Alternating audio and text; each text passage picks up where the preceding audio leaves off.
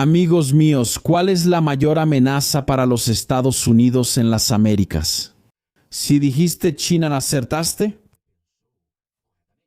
China es el objetivo final de todas las operaciones que Donald Trump está aplicando en nuestro continente, incluso en Brasil.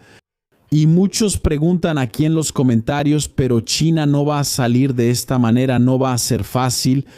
Trump no va a conseguir absolutamente nada. Y fue para probarles que esto ya está sucediendo que traje a Paulo Enrique Araujo directamente desde los pasillos de Washington en una colaboración fantástica con el canal Shimon Oliveira. Paulo Enrique, vamos a trazar la ruta de la decadencia china con todo lo que ha pasado en las últimas semanas que prueba que China está acorralada y una bestia acorralada. Un dragón acorralado puede morder y morder fuerte. Paulo Enrique, ¿qué viene desde Estados Unidos? Bueno, mi querido, te voy a decir, salió un informe importante de un think tank que no es de los más alineados al Partido Republicano ni a Donald Trump, mostrando que sí están dando resultado las acciones. Se trata del Atlantic Council. Y el Atlantic Council presentó un dossier aquí en Washington, en su sede, detallando los resultados positivos de la agenda del presidente Donald Trump para contener la influencia económica de China.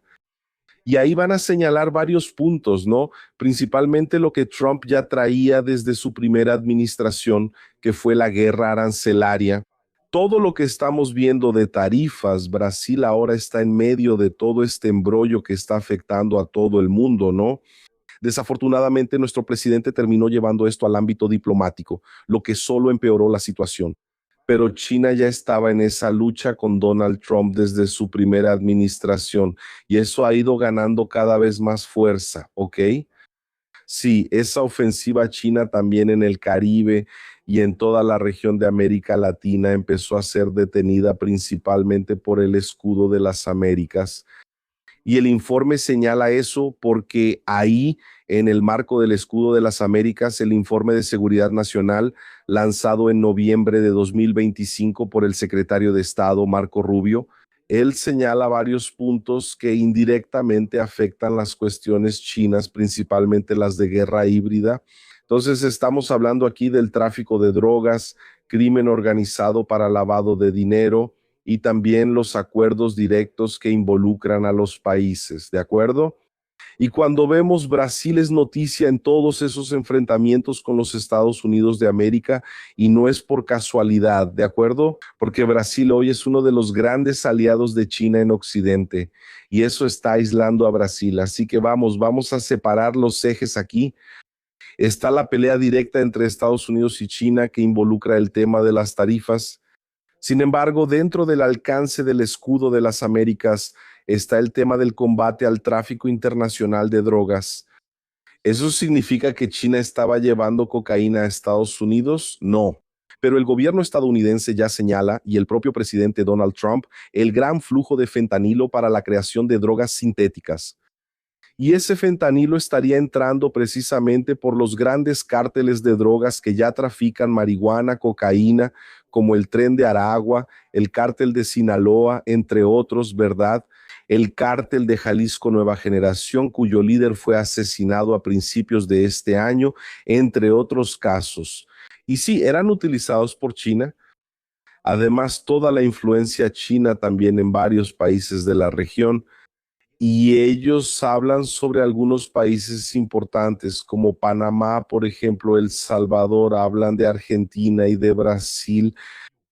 Colombia también se menciona como un cambio ahora, que Abelardo de las Priedias va a asumir el gobierno, pero Brasil sigue siendo una incógnita en todo esto. Y dice que Estados Unidos son los grandes inversionistas y nunca dejaron de serlo en América Latina. Y aquí entiendan que existe una diferencia entre ser inversionista y ser comprador. Y ese es el punto. China empezó a aumentar mucho su influencia comprando materia prima. Es casi como si fuera algo extractivista. Entonces, ese extractivismo chino da mucho dinero a ciertos sectores, pero eso no ayuda al desarrollo de los países. Entonces ellos presentan varios números ahí mostrando que Estados Unidos está aumentando esa inversión en los países en el contexto del escudo de las Américas. Un ejemplo del que incluso hablo bastante y que ellos citan es Paraguay. Paraguay está cooperando en muchos frentes, en casi todos los ámbitos. Santiago Peña, que es el presidente paraguayo, con el presidente Donald Trump. Entonces tenemos cooperación militar, incluso hay tropas estadounidenses que ya están dentro de Paraguay, cooperación para el combate al terrorismo internacional en la triple frontera, principalmente en el lavado de dinero, y Estados Unidos está haciendo inversiones. Por ejemplo, Brasil en la binacional Itaipú, que es una obra construida tanto por el gobierno brasileño como por Paraguay allá en los años 70. Brasil compraba todo el excedente de energía eléctrica de Itaipú.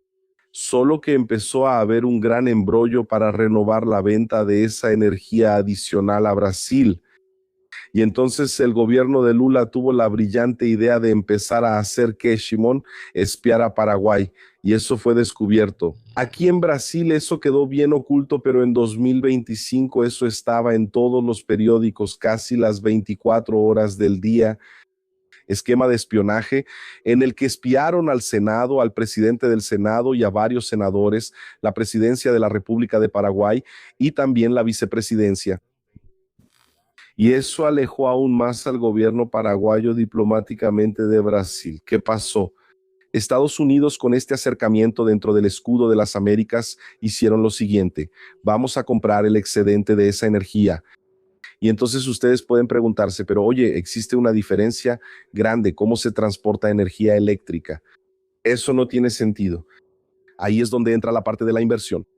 Dos grandes cuellos de botella que tenemos hoy con el auge de la inteligencia artificial, además de los minerales críticos y los minerales raros, está la energía eléctrica. Son dos cuellos de botella muy grandes que tenemos. Entonces, Estados Unidos va a empezar a construir gigantescos centros de datos dentro de Paraguay.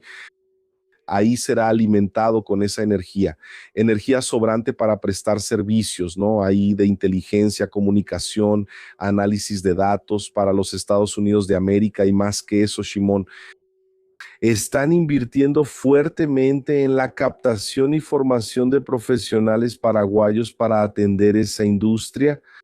Mira la diferencia que tenemos en relación a lo que hace China. Entonces hay varios ejemplos. Por ejemplo, en Ecuador tenemos acciones.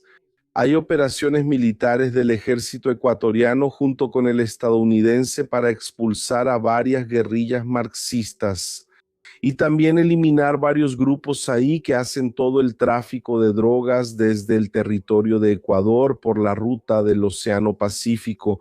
Entonces, son varios puntos que el Atlantic Council muestra que el gobierno estadounidense sí está logrando disminuir el ímpetu chino, pero también señalan que todavía hay varios sectores en los que Estados Unidos necesita mejorar, ¿sí?, para alejar de una vez por todas esa posición china, y lo que ellos señalan es justamente el tema de los minerales críticos, que la gente siempre menciona así, muy de pasada, muy por encima, pero es uno de los principales puntos de toda la crisis diplomática que tenemos. Y Brasil tenía una oportunidad de oro. ¿Por qué?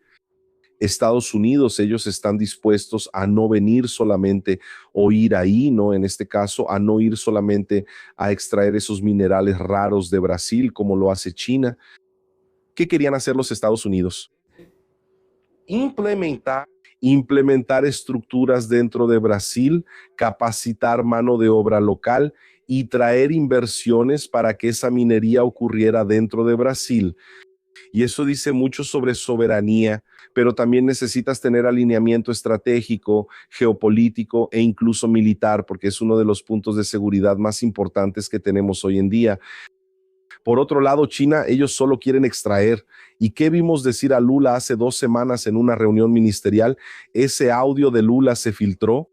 No, Trump tiene envidia de China porque China tiene muchos minerales raros. Entonces dices, bueno, si estamos discutiendo las cosas en esos términos con un hombre que debería estar viendo por el desarrollo del país, la cosa se pone bastante complicada, ¿no es así, Shimon?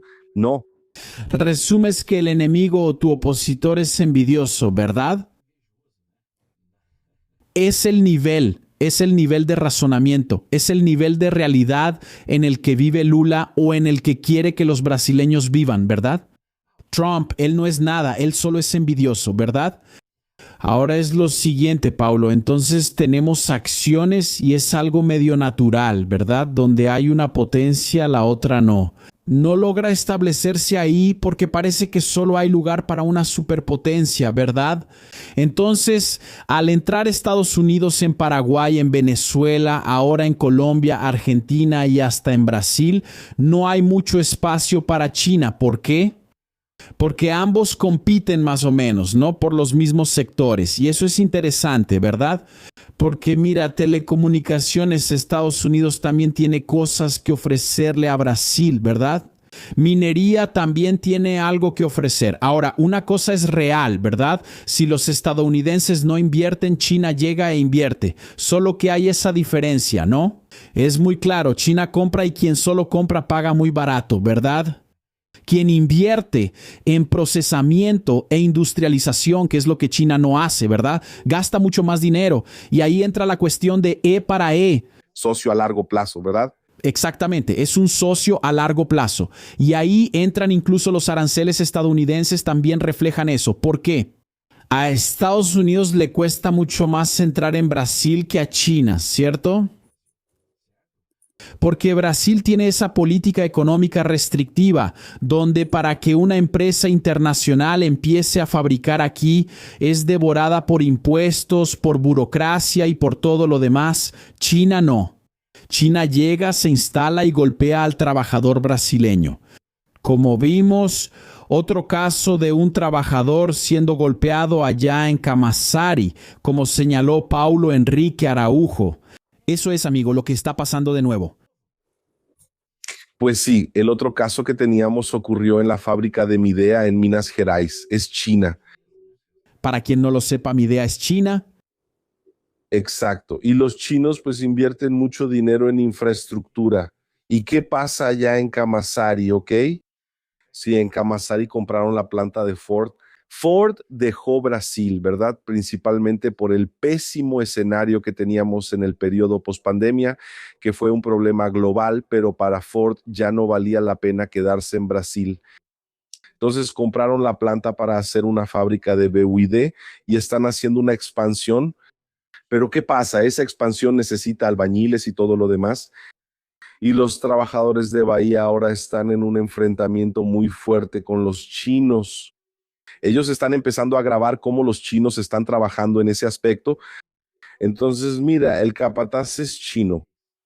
Toda la dirección ahí prácticamente es China. Ellos contratan la mano de obra más barata posible ahí, brasileña, para trabajar, pero están grabando, hay video de eso, el tipo va grabando al capataz con un pedazo de palo en la mano y ahí él va hablando, el tipo no entiende portugués, ¿verdad? El chino, el capataz, entonces él mira nada más, el tipo aquí mira cómo se queda con un pedazo de palo en la mano y va grabando.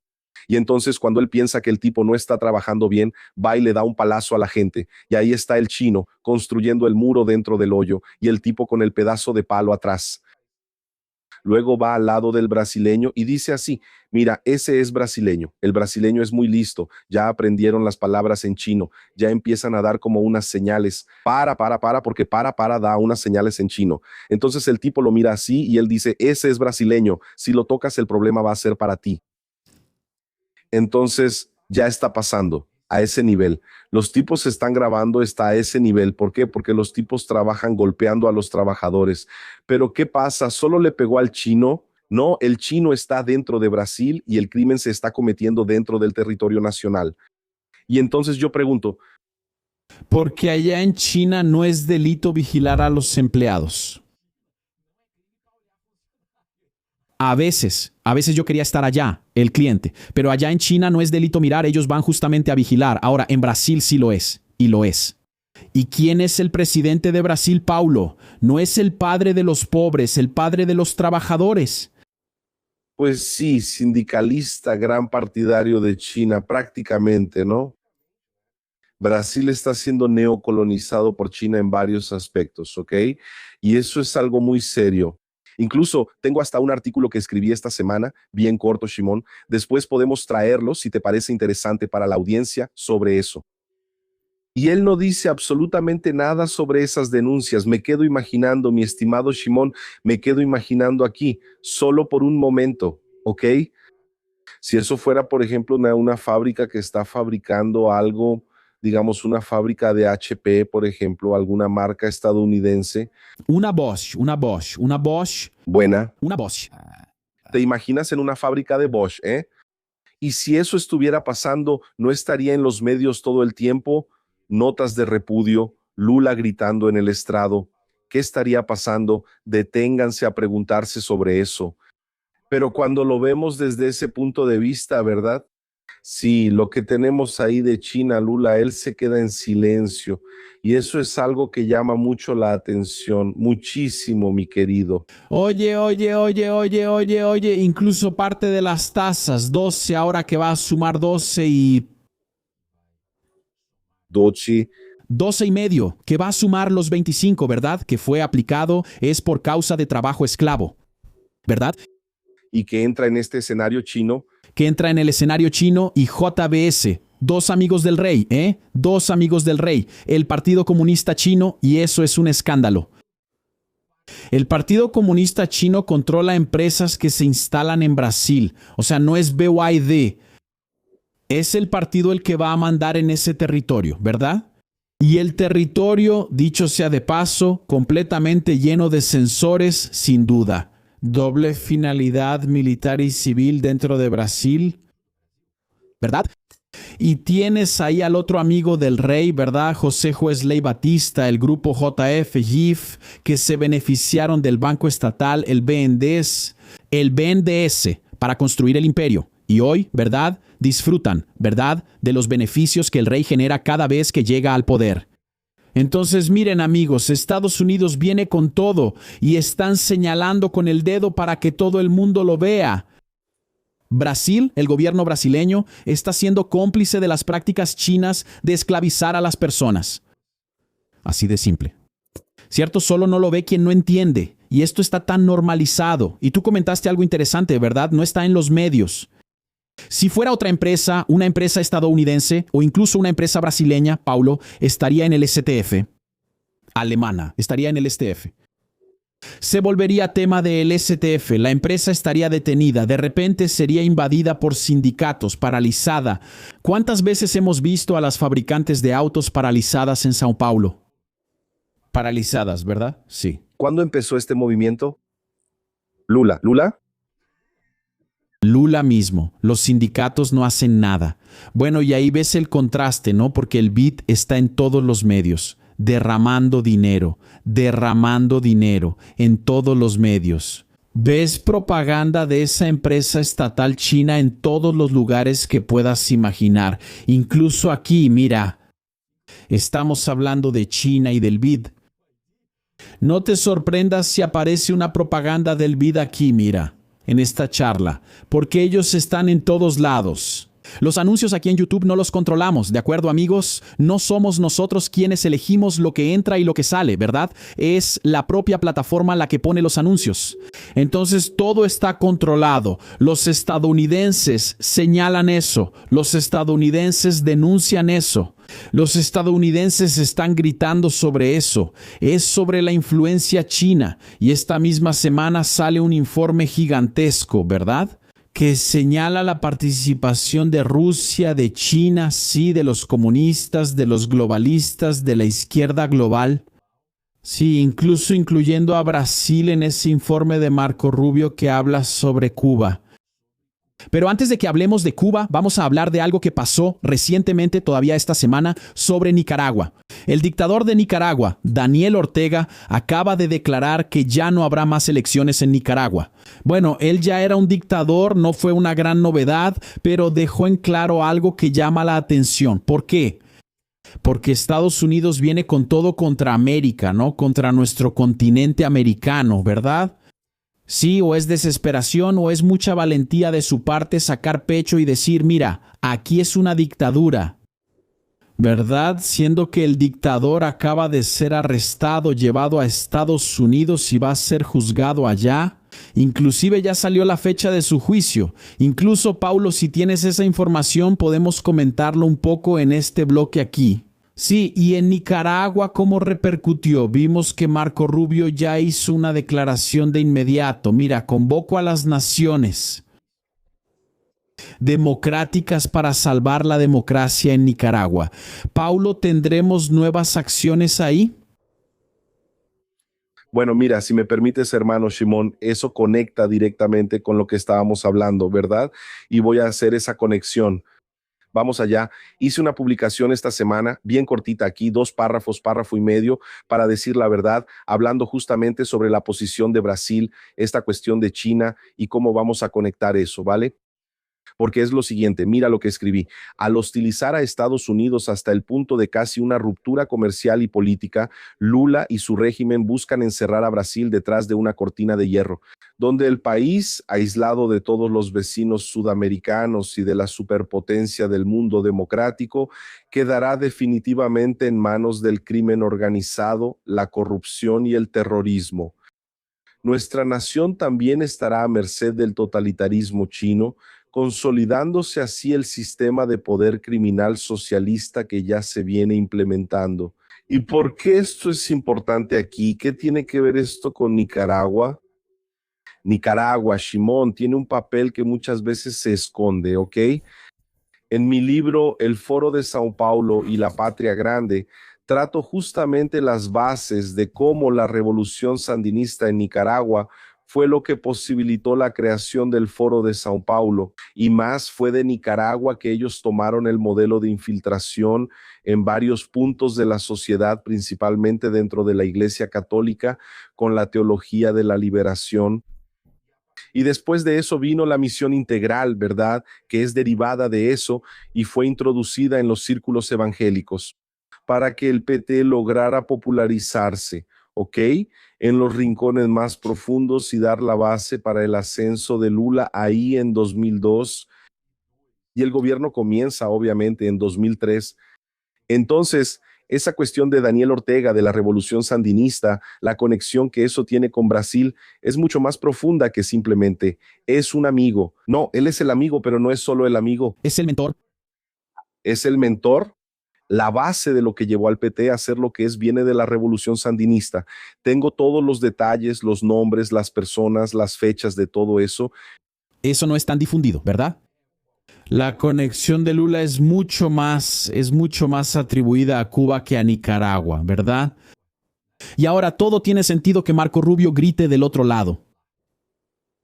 Así es. Y entonces, Shimon, ¿qué tenemos? Hay un dato. Quien les habla aquí, dejando un poco de lado la modestia, consiguió una información que nadie conocía. Fui cruzando varias fuentes para determinar cuándo Lula y Fidel Castro se conocieron y tuvieron el primer contacto. Durante muchos años se decía que eso ocurrió alrededor del 85, 87, y te lo afirmo, fue ahí, en la fiesta del primer aniversario de la Revolución Sandinista, en 1980, en Nicaragua. Eso lo tengo comprobado en el libro, en Nicaragua, cruzando varias fuentes, ¿ok? Fuentes incluso de desertores de Cuba y todo eso, sí, documentos de la época. Y puedo mostrar eso y cómo el PT es una creación de la revolución sandinista, ¿ok? Con el apoyo de Don Evaristo Arns, con el apoyo del propio Daniel Ortega, de líderes que teníamos ahí dentro, del medio, sí, del medio universitario. Así la trama es gigantesca. Todo eso está documentado en mi libro El Foro de Sao Paulo, es la Patria Grande. ¿Y qué pasa, mi querido? Ahora Daniel Ortega dijo que ya no celebrará más elecciones para evitar que los golpistas tomen el poder. Mira qué cosa tan loca, ¿no? Porque él dice que a través de las elecciones va a perder el poder, entonces eso sería un golpe de Estado. Y hay videos de Lula diciendo justamente eso, ¿no? O sea, defendiendo a Daniel Ortega. Pero Angela Merkel estuvo tantos años en el poder, no sé quién más, ¿por qué Daniel Ortega no puede? Entonces la reportera española que le estaba respondiendo le dijo, pero ellos estaban ahí, fueron elegidos, hubo una continuidad y ellos no encarcelaron ni persiguieron a opositores políticos como lo hace Daniel Ortega, ¿verdad? Y entonces Lula se queda con esa cara como sin saber qué responder, ¿no? Ese es el nivel del vínculo. ¿Y qué es lo que tenemos entonces? El secretario de Estado, Marco Rubio, que estaba en esa misión internacional, dijo lo siguiente en su cuenta oficial de X. La administración Trump y la comunidad internacional no se quedarán de brazos cruzados mientras la dictadura de Murillo Ortega. ¿Por qué Murillo? Rosario Murillo, la esposa de Daniel Ortega, y a quien él le dio un cargo, ¿ok? Presidenta, copresidenta. Sí, Ella es copresidenta. Sí, hay dos presidentes en Nicaragua, él y su esposa. ¿Te imaginas si sus amigos empiezan a copiar esa moda? es un asunto de familia, ¿verdad? Pero mira que aquí en Brasil, de alguna manera, entre bastidores, eso ya estaba ocurriendo, ¿no? Sí, sí, allá en América del Este, ¿verdad? América del Este, en Bruselas, vamos a usar esa palabra clave. En Bruselas hay un presidente cuya esposa decidía con qué ministros él podía hablar. Ella decidía a qué reuniones él podía asistir. Ella decidía con quién él podía tomarse fotos. Allá en Bruselas, ¿verdad? Bruselas. Allá en América del Este.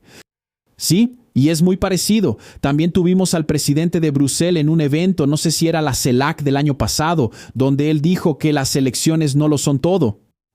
Él también lo dijo, ¿verdad? Hizo esa declaración, ¿verdad? En algún momento habrá que acabar con las elecciones, ¿no? En fin, entonces sí, ese Bruselas es muy parecido, ¿verdad? Es muy parecido. Y en Bruselas hay muchos jueces que toman decisiones, arrestan a opositores, interfieren en las elecciones, ¿verdad? Sí, eso pasa mucho allá en Nicaragua. Ya he visto a la gente de Bruselas quejarse también. Pero volviendo aquí a Marco Rubio, ¿verdad? Después de este paréntesis, la administración Trump y la comunidad internacional no se quedarán de brazos cruzados. Mientras la dictadura Murillo Ortega profundiza la represión en casa y fabrica inestabilidad que amenaza la seguridad nacional de los Estados Unidos de América. El compromiso de Ortega de abolir las elecciones en Nicaragua prueba su cobardía y miedo a la voluntad del pueblo nicaragüense. Pues sí, y Ortega, él está, y Lula esto es información que les estoy dando, ¿de acuerdo? No es suposición, no es decir algo al azar ni nada por el estilo. Ellos se quedaron extremadamente preocupados por el arresto de Maduro, ¿de acuerdo? Sí, la información que tuve es que Lula en los primeros días tuvo dificultad, ¿de acuerdo? Incluso para cumplir con sus compromisos, para dormir, para cumplir con los compromisos y todo eso, por el tamaño y el nivel de preocupación en el que se quedó. Miedo, miedo. Paulo, Lula confesó en un discurso de campaña que él todas las noches, mira lo que dijo, todas las noches me acuerdo de lo que pasó en Venezuela, ¿verdad? Todas las noches me acuerdo de que el compañero Maduro fue llevado, ¿verdad? Como si una nave espacial hubiera abducido a Maduro. Y también salen las informaciones de que fue a consultar a los generales brasileños, a los militares, ¿verdad?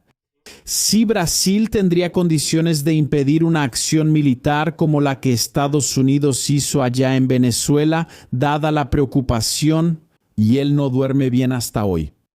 Porque para quien tiene un plan, Paulo Enrique, y tú, amigo espectador incluso, deja tu like en el video, suscríbete al canal, activa la campanita de notificaciones que cuesta trabajo traer a Paulo Enrique Araujo aquí, ¿eh? Y síguelo allá también. Mira, incluso sí, en esa onda de Lula, él incluso habló de invertir en la seguridad nacional, invertir en la soberanía de Brasil, insinuando mandar algo de dinero para el ejército brasileño, pero eso no pasó. Nada de nada, Paulo. así es, mi querido. Entonces eso va demostrando el nivel de preocupación que hay y por qué Lula cada vez más viene utilizando, ¿no? Ese discurso. Incluso dijo esta semana que Marco Rubio, si quiere, puede montar un comité de campaña para ayudar a su adversario en las elecciones, que a él no le importa, ¿verdad? Mira el nivel al que llegaron las declaraciones de Lula. Ahora, ¿sabes cuál es el punto y que tiene que ver con Maduro y todo eso? Que quien hizo eso fue justamente Lula. En 2010, 2011, de hecho, después de que sale de la presidencia, Lula dijo lo siguiente: que si el compañero Chávez pierde las elecciones en Venezuela, es como la caída del muro de Berlín. ¿Sabes lo que hizo? Montó un comité de campaña donde él y José Dirceu coordinaban todo. Y más que eso, montó un esquema de lavado de dinero para financiar la campaña del amigo Chávez a través de las constructoras, entre ellas Odebrecht. ¿Está bien? Yo también tengo todo eso en mi libro documentado, con delaciones, pruebas, fuentes, todo bien ordenado. Y la señora Mónica Moura fue quien delató todo eso en el ámbito de la operación Lava Jato, ¿verdad? Pero sabemos que la Lava Jato fue enterrada y Lula, por una cuestión de jurisdicción, fue sacado de la cárcel y puesto ahí en la presidencia de Brasil, mi estimado. Miren amigos, solo quiero dar un recadito rápido antes de que hablemos de Cuba, porque ahí sí, lo que Marco Rubio reveló sobre Cuba. Revienta el sistema, derrite todo el plan orquestado para que Brasil llegue a convertirse en la nueva Cuba. Pero es por eso que el sistema no quiere que canales como este, como Paulo Enrique Araujo, que habla directamente desde los pasillos de Washington, prosperen, pero todavía no han logrado ponernos freno. Y estoy compitiendo por el premio IBESTE como influencer de política, contando con tu apoyo, con tu voto. Salimos de la 44ª posición cuando fuimos nominados y hoy estamos en primer lugar gracias al poder de nuestra comunidad. Así que haz clic en el enlace ahora que está en la descripción y en el primer comentario fijado y da tu voto. Tenemos que mantenernos en primer lugar hasta el próximo martes día 28, que es cuando ocurre la clasificación para la siguiente fase. Y definitivamente entramos en el top 20 de Brasil y ahí, amigos, estamos compitiendo con lo peor de la izquierda. Sí, y si entiendes el poder de influencia que esos tipos tienen en Brasil, estamos en el lugar correcto para combatir a los tipos equivocados, ¿cierto? Ellos jamás deberían estar en el centro de la atención de los brasileños. Pero no, ahí están, en el top 20 de Brasil, esa izquierda que estaba llorando la muerte del Ayatollah Jamenei y que lloró la captura de Maduro y que grita todos los días contra el imperialismo estadounidense.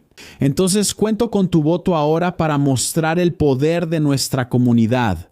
Pero Paulo, ese documento divulgado por Marco Rubio sí es la continuación de una guerra que comenzó el 20 de enero de 2025 cuando Trump asumió la presidencia de los Estados Unidos.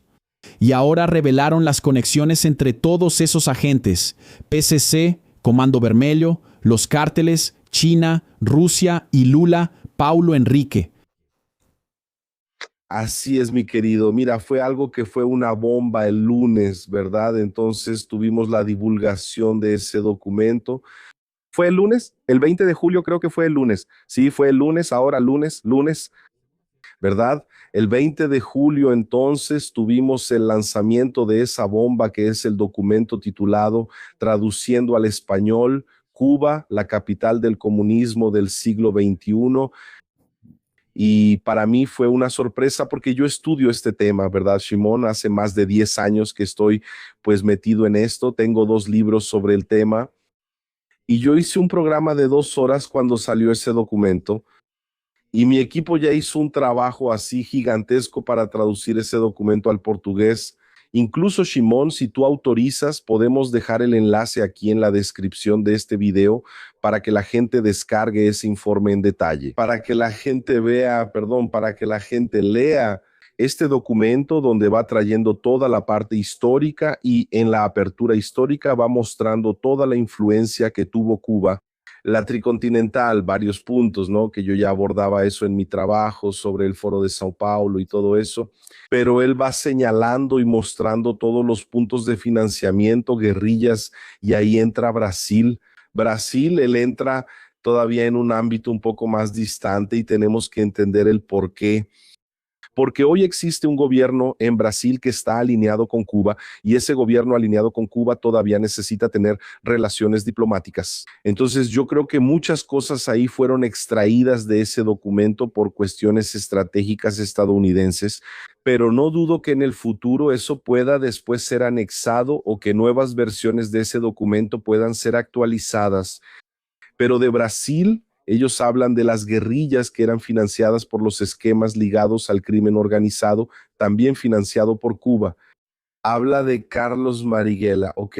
Y de cómo el mini manual del guerrillero urbano también fue utilizado por el propio régimen cubano para desestabilizar varios asuntos de América Latina. Y habla de un brasileño llamado Tiago Ávila, ¿ok? Este Tiago Ávila, incluso que estaba en la flotilla de Greta y todo eso, tiene conexiones con los esquemas cubanos. Pero así el nivel de detalle que tenemos ahí de varios aspectos está bien tratado aquí, en ese punto, ¿verdad? Lo que Marco Rubio publicó en ese informe que está en el sitio del Departamento de Estado estadounidense dice lo siguiente: el ataque de Cuba a Estados Unidos nunca fue, en el fondo, una disputa sobre política económica, soberanía o incluso la propiedad de determinado territorio. Fue una revolución contra la propia civilización occidental, llevada a cabo en parte por el método innovador e insidioso de persuadir a los hijos de Occidente para que se volvieran contra su propia herencia. Y entonces, Shimon, esto para mí, este párrafo del Departamento de Estado me vuela la cabeza porque pocas personas comprenden lo que es la patria grande. La gente piensa que la patria grande es solo. No, vamos a hacer aquí como una unión de países de izquierda y ya está. No, la patria grande es mucho más que eso. Es tanto así que después de que escribí mi primer libro sobre el Foro de Sao Paulo, dije, necesito actualizar esto rápidamente porque lo que tenemos en el fondo, la cuestión de la patria grande, el pensamiento de Simón Bolívar, eso es más importante que el propio comunismo para esta gente. Pongan atención a lo que estoy diciendo, amigos.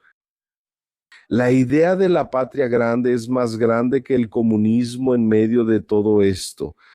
Y es justamente lo que este párrafo del Departamento de Estado dice en este fragmento aquí. Shimon, mira, llevada a cabo en parte por el método innovador e insidioso de persuadir a los hijos de Occidente a volverse contra su propia herencia. ¿Quiénes son los hijos de Occidente? Nosotros, los del continente americano, Estados Unidos, Canadá, toda América Latina, ¿verdad? Hispanoamérica, Brasil. Nosotros somos los hijos de Occidente. Nosotros somos la herencia de la civilización occidental y es justamente de eso de lo que está hablando. Shimon, esto es solo una frase y cada vez me impresiona más Marco Rubio, pero esto es de una profundidad gigantesca de toda una estructura civilizacional que la izquierda construyó y que el comunismo, no estoy diciendo que el comunismo no sea importante, es extremadamente importante, pero es solo un disfraz de ideas para poder en realidad profundizar en todo esto. Es una de las herramientas. Sí, es una herramienta para ese propósito. Esto es demasiado grandioso. Y entonces, Shimon, si me permites, incluso mencioné un artículo que escribí que es corto, pero me gustaría leerlo aquí porque usaste una expresión muy cierta en realidad hace poco, que Brasil se convierta en una nueva Cuba. Y las personas cuando escuchan eso piensan que es desde el punto de vista económico, pero Brasil no va a llegar a una situación económica como la de Cuba o la de Venezuela. Les pido calma, abróchense los cinturones porque no creo que eso sea imposible, pero ese ni siquiera es el punto. El punto es que un día antes de que saliera ese informe, escribí un artículo, parecía que estaba adivinando porque he estado muy preocupado por esta crisis diplomática porque no es solo una cuestión. Lula y Trump están peleando. No, eso dice mucho sobre lo que será el futuro de Brasil y que tal vez lo que vamos a perder no lo vamos a poder recuperar, mi querido. Y yo escribo este artículo y tiene total relación con lo que sale en ese informe después. Si me permites, lo leo aquí en cosa de minuto y medio. Es muy rápido, déjame. Vamos, claro, claro. Shimon, el futuro diplomático y geopolítico de Brasil en las elecciones de 2026, en el actual escenario de una nueva guerra fría global, una reelección de Lula pondría a Brasil en una posición preocupante. La nueva Cuba. Y tranquilo, no se trata del escenario económico de la isla caribeña, sino de su posición geopolítica. La nueva doctrina de seguridad nacional de Estados Unidos parte del principio de que todo el continente americano debe estar libre de esferas de influencia externas, sobre todo de China, pero también de Rusia y de Irán. El gobierno de Trump ha estado adoptando una serie de medidas para garantizar esa zona de influencia en la región, remodelando profundamente los alineamientos militares, económicos y políticos. Ya hemos discutido mucho sobre esto aquí hoy. La mayoría de los países latinoamericanos se están sumando a este movimiento y obteniendo ventajas competitivas desde el punto de vista geoestratégico. Lula, a través de Celso Amorim, sabe exactamente lo que está en juego. El gobierno brasileño entiende que, ante el colapso inminente de los regímenes de Cuba y Nicaragua, al PT le quedará el papel de zona de concentración y de resistencia del movimiento revolucionario en el continente. Brasil pasaría así a ocupar el mismo papel que Cuba ocupó para la Unión Soviética durante la Guerra Fría, pero esta vez atendiendo a los intereses del Partido Comunista de China. La presencia china está cada vez más arraigada en las estructuras del país: industria, agropecuaria, minería, logística, energía eléctrica, infraestructura, comunicación, medios y, por supuesto, política. La elección de este año tiene mucho más en juego de lo que la mayoría de los brasileños percibe. Tal vez ni siquiera los candidatos de la oposición tengan claridad sobre esto. No quiero sonar fatalista al tratar una elección como el punto final de todo, pero en el contexto mundial en el que estamos inmersos, con el rediseño geopolítico del continente en curso, el escenario es bastante oscuro. Y el escenario es aterrador. Mientras hablabas y me acordé aquí del programa Más Médicos, ¿verdad? Incluso ese programa se menciona en ese documento ahí, ¿verdad? El envío de militares y agentes cubanos a Brasil y otros países, ¿verdad? Y lo que Cuba hacía aquí con los médicos cubanos era lo mismo que China hace con los chinos y brasileños. Actualmente allá en la fábrica de Bioed, BID, el Estado se quedaba con, no sé si era el 20 o el 80 o el 90 del salario de esos médicos. Variaba del 75 al 90%, Shimon. Y en mi libro tengo todos esos datos, las variables, la investigación, a dónde iba, cómo se hacía, mi querido amigo, ese trámite. Pero es verdad, del 75 al 90% variaba ahí de acuerdo con el empleado. Entonces Trump hizo la tarea. Y ahí incluso mi crítica a la derecha brasileña, Bolsonaro no hizo esa tarea, ¿verdad? Estaba ahí el profesor Olavo de Carvalho, que decía algunas cosas, pero después también terminó alejándose del bolsonarismo así, de una forma menos política, ¿verdad? Política. Incluso hizo críticas después de eso, ¿verdad? Y después de eso ya no tuvimos a ningún otro estudioso. Hablo a nivel nacional, a nivel no presidencial, como Trump, revelando eso al mundo. Es Trump quien lo está haciendo. Él está quitándole la máscara al proyecto globalista que se fusionó con el radicalismo islámico, y no solo hablando, sino denunciando. Ya pusieron mecanismos militares, económicos, jurídicos para cazar a toda esa gente, amigos. No solo van a quedarse insultando a Lula llamándolo comunista. No solo van a estar señalando con el dedo, mira, ellos se reunieron en Cuba y el plan es tomar Brasil. No. Ellos están yendo tras esos tipos y los están atrapando, están activando mecanismos que después, incluso hasta yo me asusto con algunos mecanismos que Trump está activando ahora, porque hay ciertas puertas que abres y ya no puedes cerrar. Y sabemos que no hay ninguna garantía, no existe garantía alguna de que Marco Rubio sea el próximo presidente de Estados Unidos. No tenemos esas garantías. Puede entrar un tipo comunista ahí de nuevo como Joe Biden o una Kamala Harris, ¿verdad? Aunque también estamos viendo que los mecanismos políticos en Estados Unidos están siendo modificados, ¿verdad? Porque fueron diseñados para elegir candidatos de izquierda y dejar fuera a los candidatos republicanos, ¿verdad? Sí, entonces Trump está haciendo la tarea que Bolsonaro no tuvo tiempo de hacer, ¿verdad? Y también faltaba eso, creo que todavía falta mucho, Paulo Enrique Araujo, esa cuestión más académica en la política brasileña, que es entender qué es la izquierda, entender cuáles son los mecanismos que ellos utilizan. No es solo la cuestión del tema de los baños, ¿verdad? Sí, temas identitarios, temas LGBTQ y entre otras cosas. No, eso es solo la superficie. Porque el sistema es mucho más profundo, incluso esa cuestión de ideología de género. Es un anzuelo para distraer a la población que se queda debatiendo eso en la televisión, en la radio, en internet, mientras ellos mueven montañas tras bambalinas. Entonces veo que es un cambio de paradigma de verdad, ¿no? No quiero ser ese fanático aquí como dijiste, ¿no? No quiero ser ese fanático que dice, no, Trump ya ganó la guerra, no. Pero el mundo se está transformando en este segundo mandato de Donald Trump. Y ahí entiendo, Paulo Enrique Araujo, por qué están intentando matar a este presidente de todas las maneras posibles. Porque él está moviendo los cimientos del infierno, ¿verdad? Muchos proyectos de poder están siendo quebrados por la mitad con Trump y con Marco Rubio. Así es, mi querido. Mira, yo vengo diciendo desde hace más o menos 1 año y medio, desde que Trump asumió la presidencia, que estamos observando un terremoto geopolítico y ese terremoto va a tomar tiempo para que esas placas tectónicas se asienten y vamos a ver muchas cosas feas de ambos lados, ¿ok? Vamos a ver cosas que no serán bonitas de todos los lados y va a tomar tiempo para que eso se asiente. Yo imagino que por lo menos 10 años.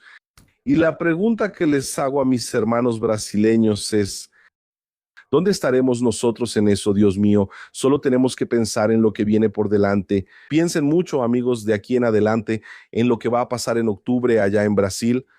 Piensen, porque el próximo ciclo electoral va a definir de qué lado de esa balanza Brasil va a estar en este terremoto.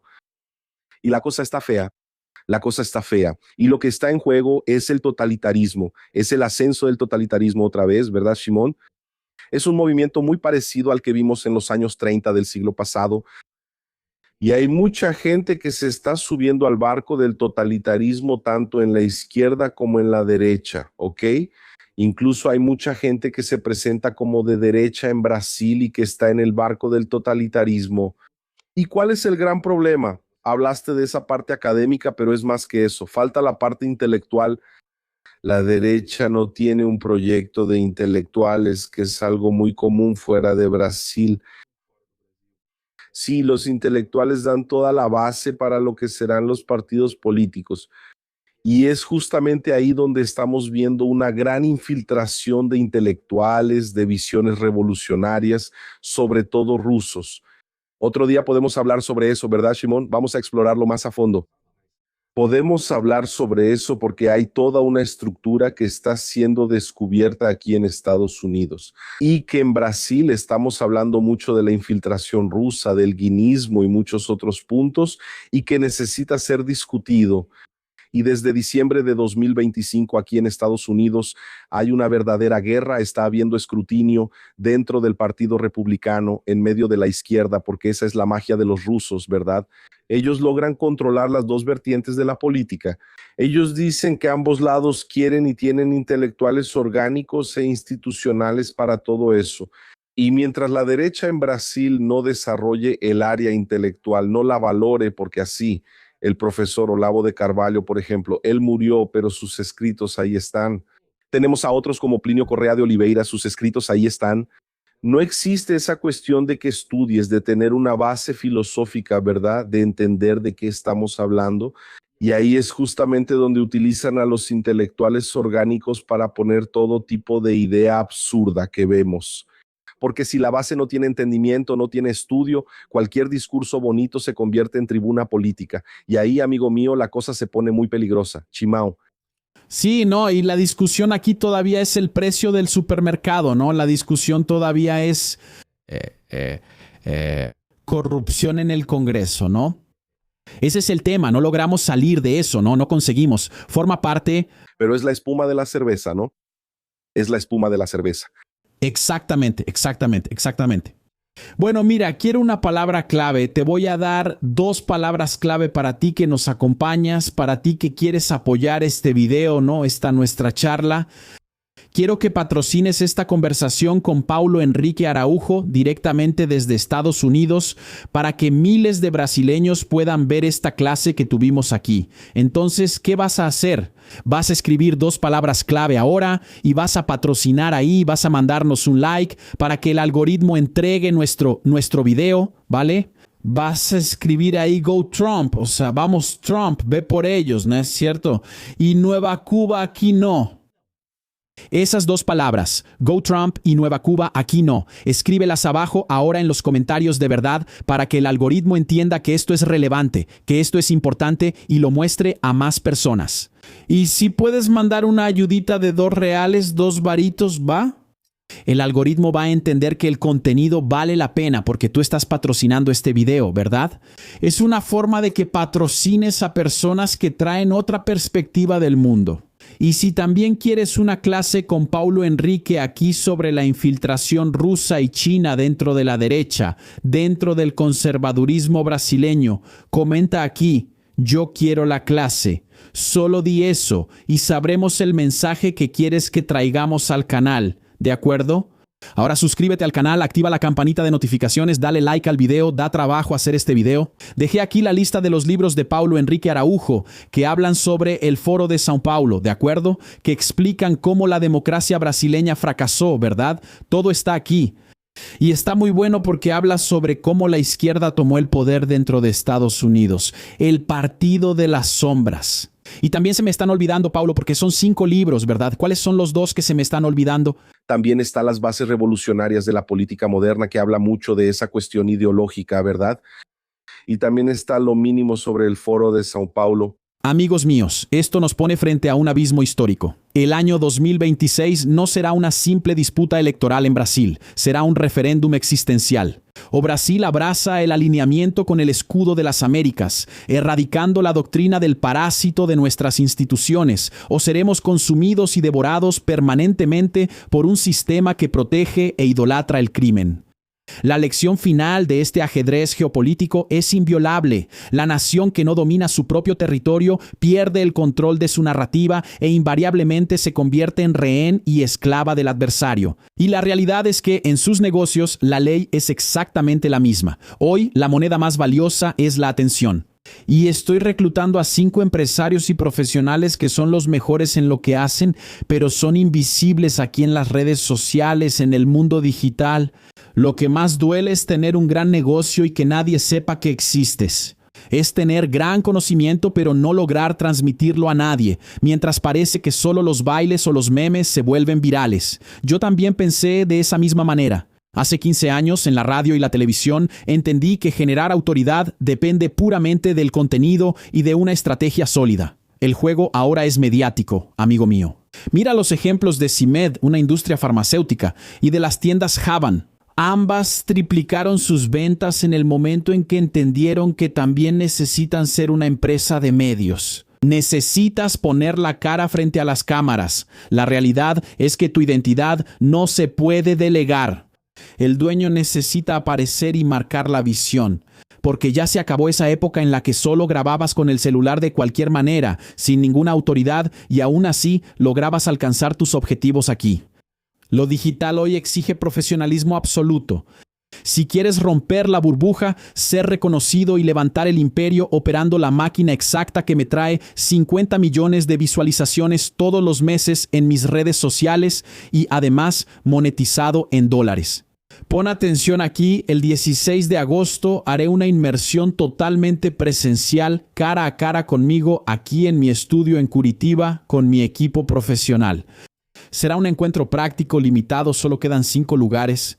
Yo te voy a acompañar, orientar y guiar personalmente en la construcción de tu autoridad para que tu negocio aparezca de forma letal. El código QR está apareciendo en la pantalla, el enlace está en la descripción y en el primer comentario fijado, pero solo hay 5 lugares. Cuando se ocupe el último lugar, la puerta de acero se cierra y se acabó. Vas a tener que esperar. Así que haz clic en el botón que está en la pantalla ahora y accede al enlace. Te espero para blindar tu comunicación. Y para quien ya se cansó de perder tiempo buscando una buena película, una buena serie para ver el fin de semana con la familia, se queda ahí 1 hora en el catálogo y al final es una porquería o algo woke lleno de quejas. Creamos un canal con recomendaciones de series y películas. Así que apoya nuestro canal, suscríbete, dale like, porque yo te voy a consentir con recomendaciones maravillosas, fantásticas. Solo tienes que elegir el título, hacer tus palomitas y disfrutar con la familia. ¿Está bien? El enlace está en la descripción, en el comentario fijado y en la tarjeta que aparece en tu pantalla. Y también puedes hacerte miembro y recibir el contenido anticipado de nuestro canal. Suscríbete, activa la campanita de notificaciones, dale like al video porque da trabajo hacerlo. Mis amigos, ahora blinda tu mente, sí, blinda tu mente. Yo soy Shimon Oliveira y te espero en el próximo video. Hasta entonces.